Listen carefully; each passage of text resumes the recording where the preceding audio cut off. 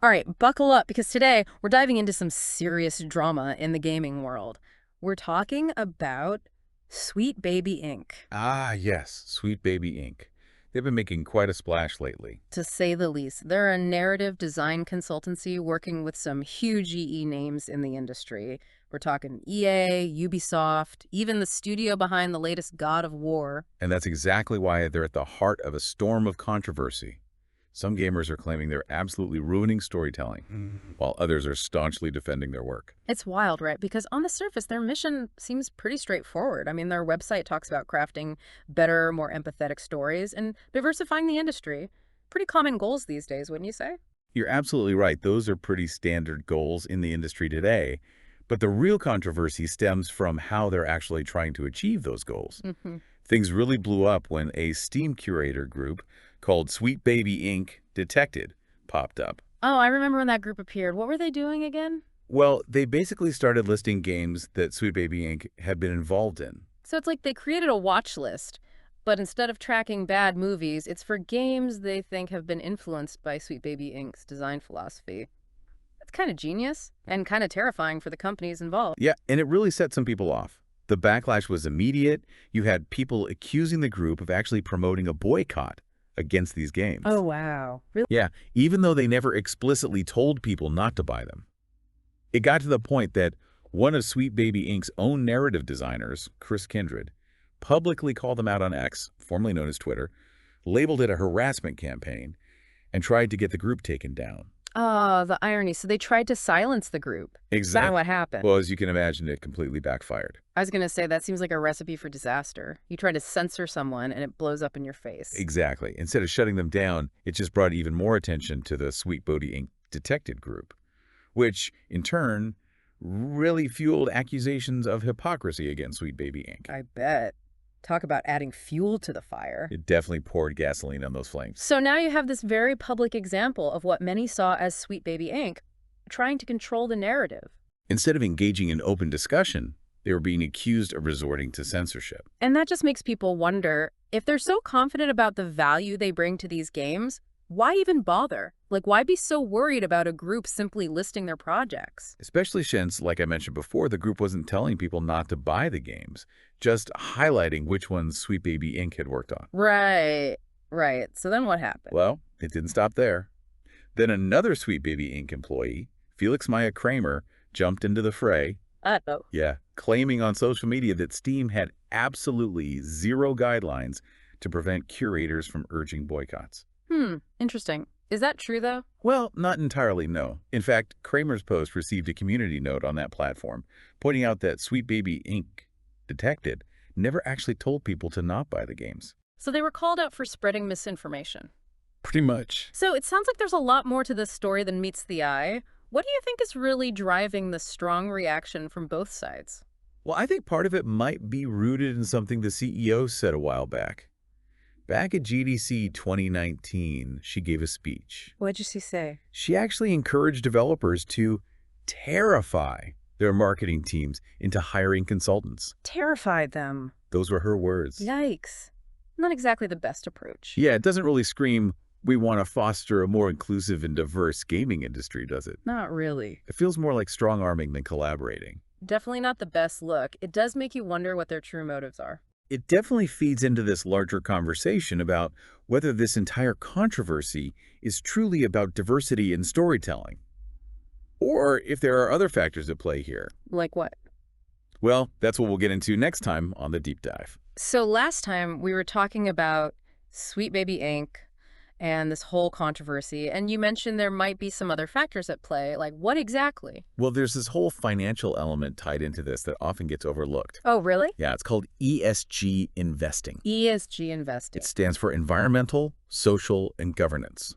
Okay, I'm not gonna lie, I've heard that term thrown around, but I don't really get it. Yeah, it's become a pretty big deal in the investment world lately.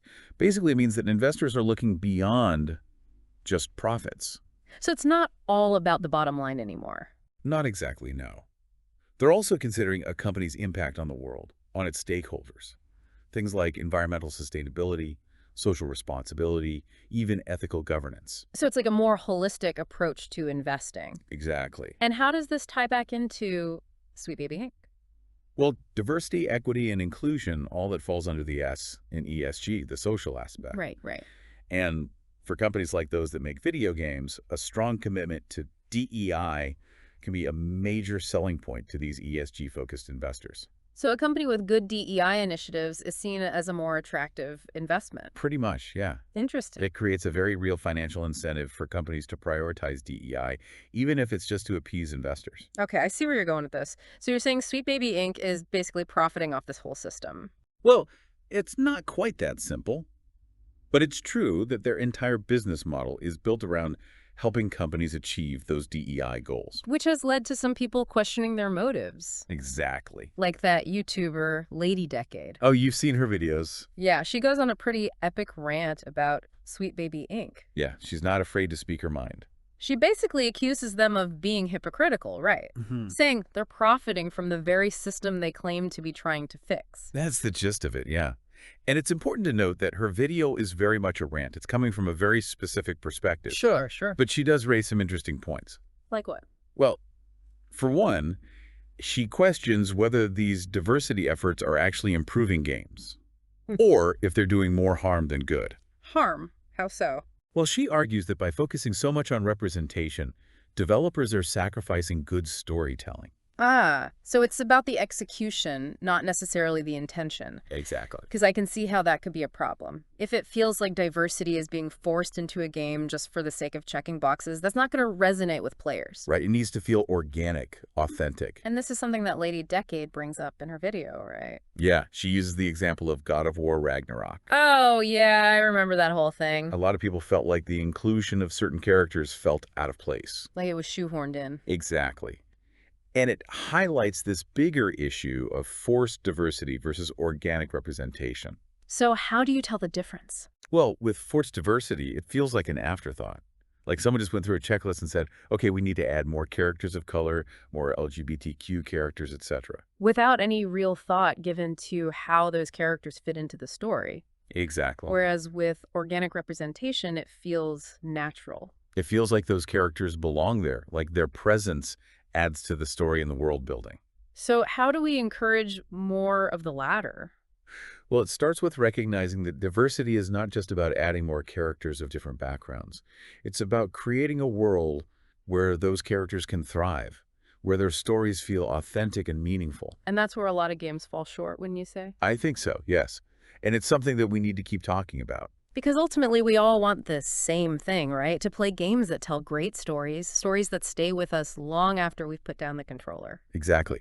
And those stories are always going to be richer and more meaningful when they reflect the diversity of human experience. I completely agree. So how does this all tie back into Sweet Baby Inc.? Are they part of the problem or part of the solution? That's a tough question. And honestly, there's no easy answer. So where do we go from here? Well, I think the first step is recognizing that there's no one-size-fits-all solution. Every game, every story is different. Right, so we can't just apply some kind of diversity checklist and call it a day. Exactly. It's about having those difficult conversations early on in the development process, thinking critically about representation, about how to create characters and stories that feel both authentic and engaging. And it's not just the responsibility of the developers, right? Players have a role to play in this too. Absolutely. Yeah. We need to be having these conversations among ourselves, challenging our own assumptions, being open to new perspectives. And maybe being a little more understanding when a game doesn't perfectly reflect our own experiences. Right. It's about recognizing that there's a whole world of stories out there. Yeah. Stories that can challenge us, move us, and help us grow. And sometimes those stories might make us a little uncomfortable. That's okay. Discomfort can be a powerful catalyst for growth. So what's the takeaway here? Is Sweet Baby Inc. a force for good or bad? Honestly, I don't think there's an easy answer. They're a product of a larger system, a system that's still trying to figure out how to balance artistic vision with commercial interests. And how to create games that are both entertaining and thought-provoking. It's a work in progress. It always will be. Well, that's all the time we have for today's deep dive. But the conversation doesn't end here. We want to hear from you. What do you think about Sweet Baby Inc. and their role in the gaming industry? Head over to our website or social media to share your thoughts. Until next time, game on.